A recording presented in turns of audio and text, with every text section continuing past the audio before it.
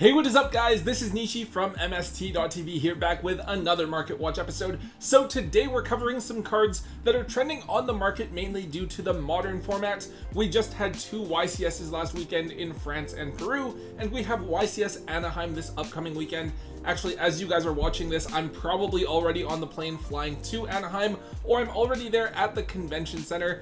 Anyways guys, it feels like there's a lot of uncertainty in the format right now, since all of the decks from last format really did take some sort of hit on the most recent ban list. There's no clear best deck of the format, so everyone is just trying out different techs, adjusting their non-engine to try to get ahead of the format, and a lot of these techs and different options are causing price jumps all over the secondary market.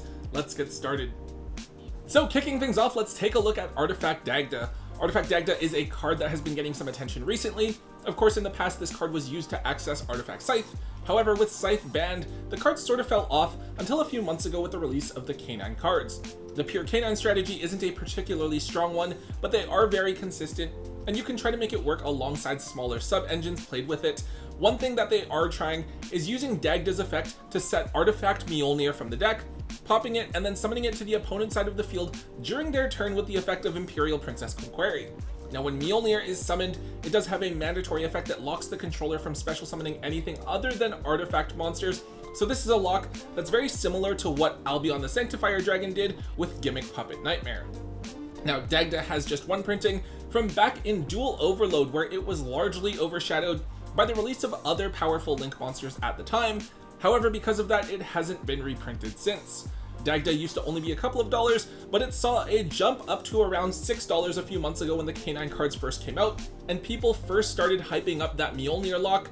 However, that never really panned out, but with the most recent ban list, we have seen a bunch of players trying out the strategy again, so we've seen Dagda jump in price yet again, this time settling at around $10 per copy. Now, moving forward, I do think it's very likely that Dagda sees a reprint sometime soon. Its only printing came out like 4 or 5 years ago, so it's definitely due for one, although I don't know exactly what set it would be included in. At the same time, I don't honestly think it's going to be that meta relevant. Like, the Mjolnir lock is cool, but very susceptible to interruption, and also the Canine cards definitely haven't been as dominant since the ban list and since the release of Doom of Dimensions. That said, I can understand wanting to hold on to a single copy of this card in case you want to try the package out, but beyond that, this is a card you'll want to try to offload your extra copies of. Up next, let's take a look at DDD Marksman King Tell. So I think we did look at this a couple of weeks ago. King Tell is of course a powerful monster for the DDD deck. In pure strategies, they will often put this card on top of the new rank 4 from Doom of Dimensions and then link it off, triggering King Tell's effect to let you send a DD or a Dark Contract from your deck to the graveyard. However, I have also seen some Canine lists that make use of King Tell and Deuce King Ulcanix, since King Tell is a generic rank 5 monster, and Ulcanix basically allows you to eat up 2 of your opponent's monsters. Now of course, this is all due to the new DDD support that just dropped in Doom of Dimensions, as well as the fact that Marksman King Tell has just 2 printings.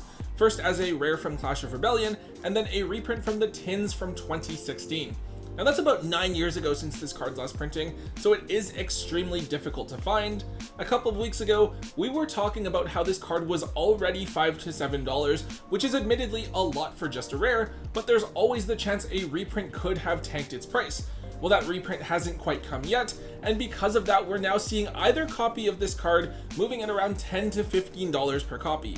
Now that said, I still think it's very likely that King Tell gets a common or super rare reprint in OTS Tournament Pack 29, which should be out in a week or two. That'll definitely make the card much more accessible, kind of like what we saw with cards like Crystron Citri when the Crystron support came out a couple of sets ago.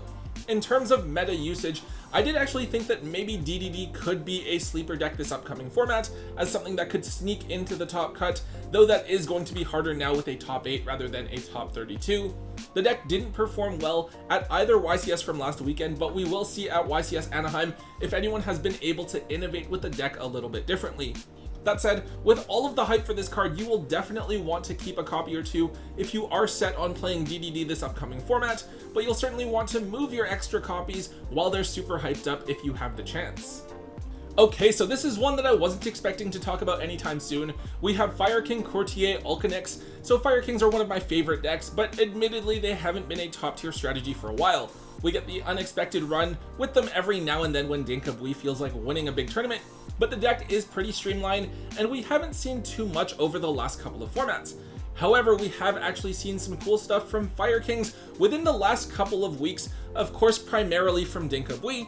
Apparently he didn't manage to top YCS Lil, but he did make it to day 2 with an interesting list. It's definitely cool. I guess popping Drac Megalo actually gets Astero into your graveyard so that you can drop Meteor on your opponent's turn whenever you want, which is pretty cool. I have no idea how people even come up with a list like this, but I did actually see one other person top with it this past weekend at a regionals or something like that, so maybe this is something that we will start to see a little bit more of.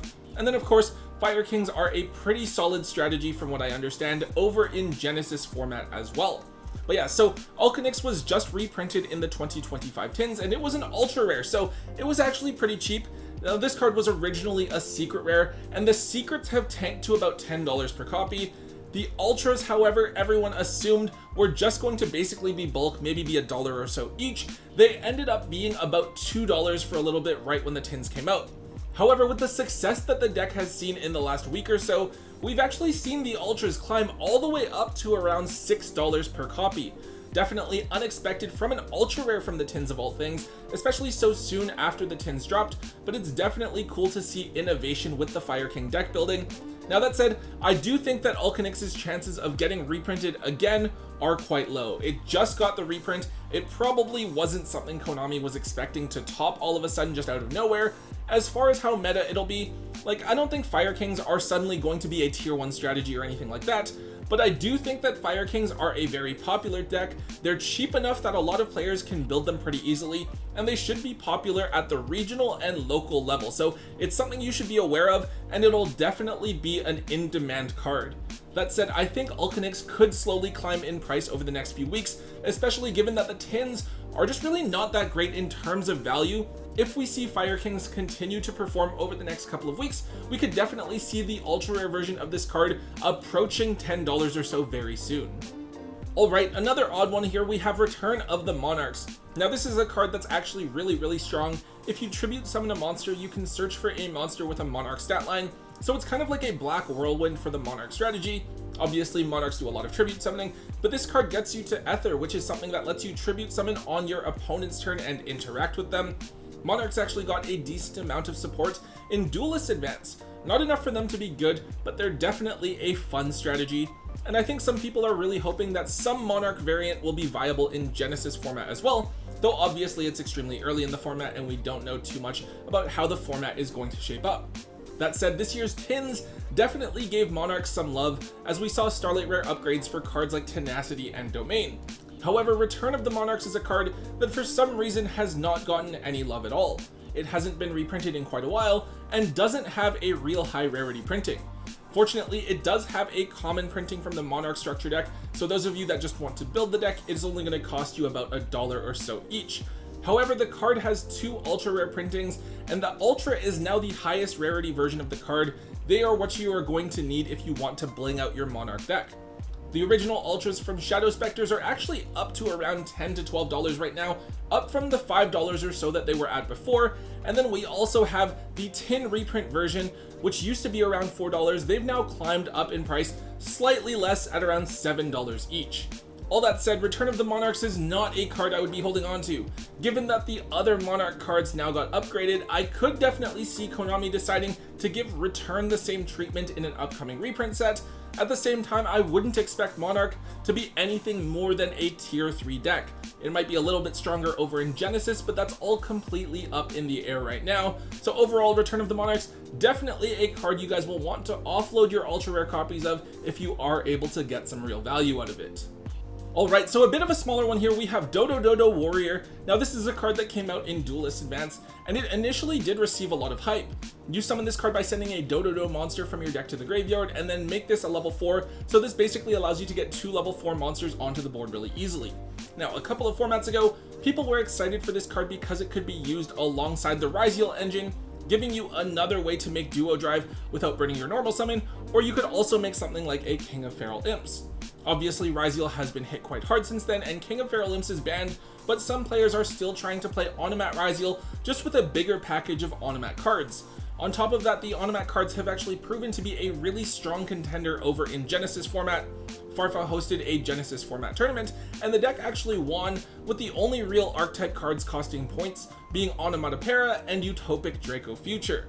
All of that said, there's been a lot of people that are buying up copies of Dodododo Warrior, as it's a useful piece of an engine that can be splashed into any deck that wants to make rank 4 monsters. This was originally one of the more expensive ultras from Duelist Advance, coming in at around $5 to $7 a piece, but after Onomat Ryzeal didn't really perform here in the TCG, we had seen it fall to around $1 or so. However, with the attention from both Modern and Genesis format recently, the card has jumped back up to around $3 to $4 per copy.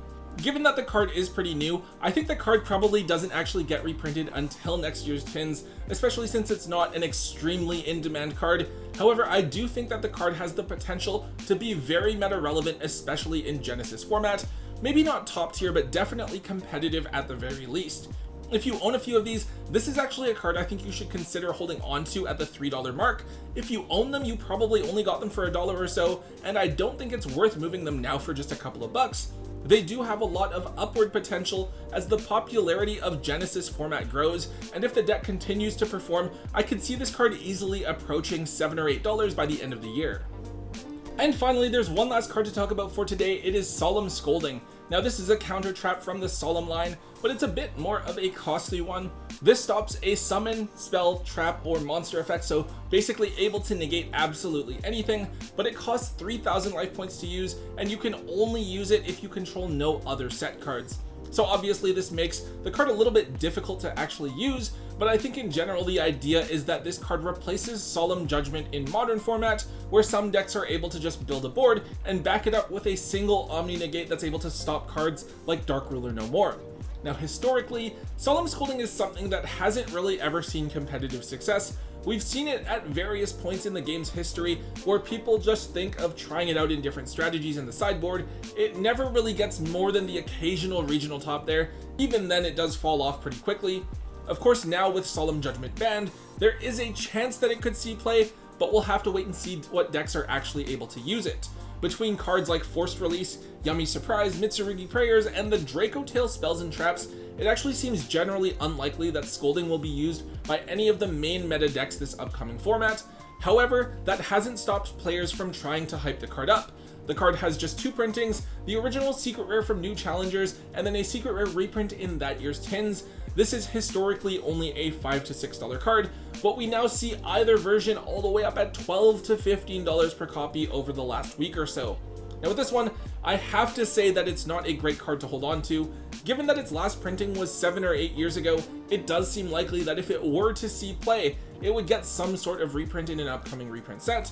On top of that, I'm not going to say it won't be meta relevant, but the card has been hyped up at various times in the game's history and has never performed consistently. I don't think that that's going to change all of a sudden to where it's going to be an amazing staple in the current format. That said, given how pricey the card has gotten, you guys will definitely want to offload all of your copies as soon as possible. Alright guys, that is all I have for today's episode. Definitely excited for YCS Anaheim. Hopefully we get to see some really cool strategies. And of course, if you guys do see me, feel free to say hi. I'd love to meet a lot of you guys there, especially because I only get to travel to so many events in a given year. Anyways guys, if you did enjoy today's Market Watch, please make sure you let me know by hitting that thumbs up button. Make sure you leave a comment in the comment section down below. Hit subscribe if you haven't already. And until next time guys, don't forget to hold on to your MST.TV.